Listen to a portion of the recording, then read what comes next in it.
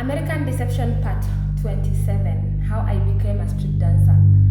So it all started by some random white man who told me, you look so beautiful and you would really make a lot of money dancing in the strip club. I laughed it off, remember, because I had already quit that job where I was doing virtual entertainment, and I knew I wasn't, it's not for me. So when he told me about becoming a strip dancer, I laughed it off and I was like, I would never do anything like that.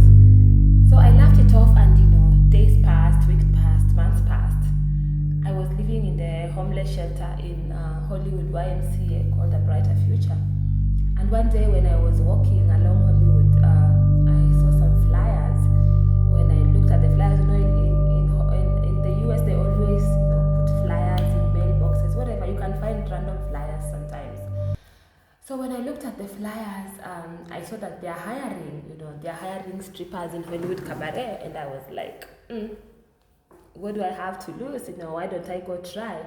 Immediately when I went to the strip club, I was given a job right away, no questions asked. They said you can start dancing. And so I remember going into the strip club, Hollywood Cabaret along Hollywood Boulevard.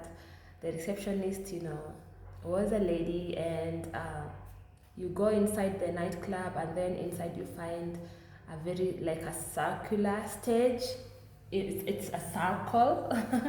So you find a circular stage, and it is raised up, and there's a pole in the middle of the stage, like a pole for dancing. And then around the stage, there's chairs, and on these chairs, men sit, and when they sit, they watch you, and they tip you on the stage when you're dancing. And then somewhere in the corner, there's a DJ with all his music. So basically, the women, they agree with the DJ on the songs that they want the DJ to play. And then somewhere again, there's a bathroom, a very big bathroom that has very big mirrors all over the walls, and that is where the women get ready, they change, they do their makeup, they put on their perfumes, they do, all kinds of stuff, they style their hair, they put on their high heels, because strip dancing is always done in high heels, almost always, it's done in high heels. So I was led to the room, with all the ladies. There were a lot of ladies, a lot of women, Black American women, Hispanic women, white women, a few white women, and some Asian women. The most interesting thing is that when I joined them, they loved me. They embraced me. Some girl gave me her outfits, because I didn't have even stripper outfits. The same day that I went to apply for a job is the same day that I got on the job. So the moment that I got there, they embraced me, they gave me their clothes, they gave me, high heels, somebody put makeup on me, and they told me I should not worry about anything, because they were going to teach me everything that I need to know about strip dancing. So then, that is how I became a stripper. So what they do, like all these women, if they have like 20 women, one woman goes on stage at a time, around the circle, surrounded by men, and they dance on the pole, they dance, and then sometimes they come closer to the men where they are sitting. The men put money on them, like on their panties, on their bras, on their whatever. So you dance on the stage, and then where you really, really, really make good money is the VIP section. So VIP is where women offer the lap dance, and in the VIP, in the specific Hollywood Cabaret where I was working, there was a VIP room, and there they have like a very big, comfortable couch where the man sits, and a very strong glass table that is in front of the couch. So basically, the woman goes in the VIP room, and she gets on top of the glass table. So on the glass table, the woman will dance, agreeing with the DJ, because the man pays per song that is played. So you agree with the DJ to cut the songs short, like to 1 minute each, so that you can get paid more money for more songs. So the woman gets on top of the table, she starts dancing, dancing. She turns around, she twerks in front of his face. He's not allowed to touch her. And she turns around again, opens her leg all the way wide, And she gets paid, she gets tips, you know, a lot of money. And when she's finished, you know, she goes back and takes her seat. If another one wants a lap dance, meanwhile, when the lap dance is going on in the VIP, the other women be going on the stage. So one woman at a time, you go on stage, you dance on the pole, you climb all the way up. And I know it's probably, you know, bad to say this, but I found the women strippers more friendly than the church. I'm sorry. I'm not trying to, you know, discourage anybody, but a lot of church people nowadays, they're just so much hypocrites and so judgmental. And so, like, I don't know what to say, but yeah, whatever. I found that the women in the strip club, they were much more friendlier, much more caring, much more loving, much more everything than anybody I had ever met in the church at this point.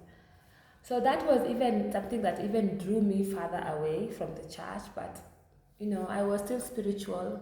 I'm still spiritual. I still believe in God. I pray every day. And I continued to dance, you know, as the money began to come in. I wanted to really talk about this. I was making a lot of money. I was making like $400 per day, you know, as a stripper in Hollywood Cabaret. This is a lot of money.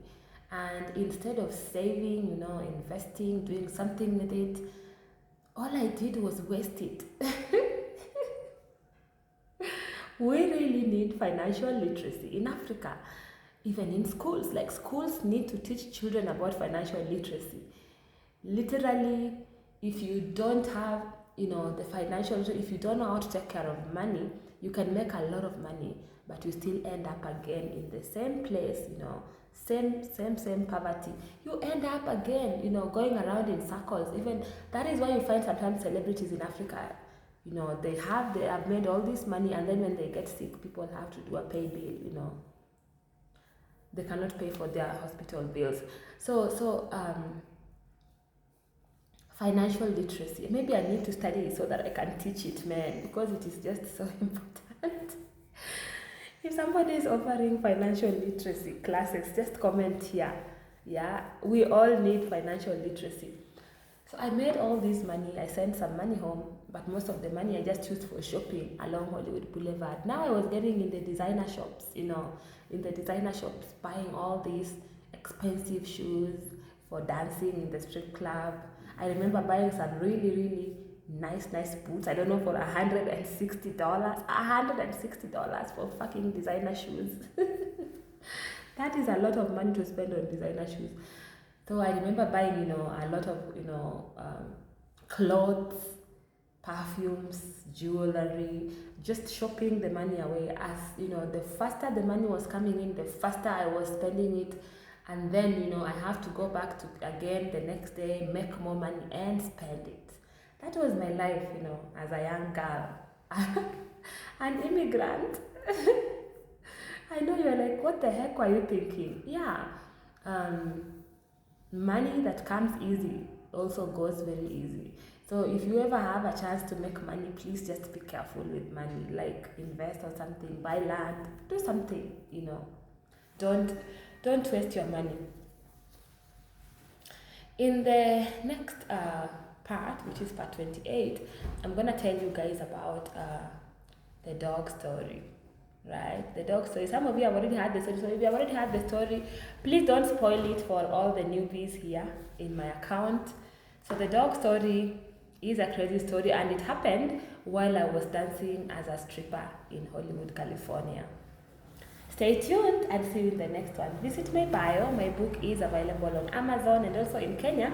My book is in Nuria Bookshop and Kibanga Books, kibangabooks.com. If you just visit that website, you can order my book in Kenya. You can also order directly from me, and I'll make sure that it is delivered to your doorstep.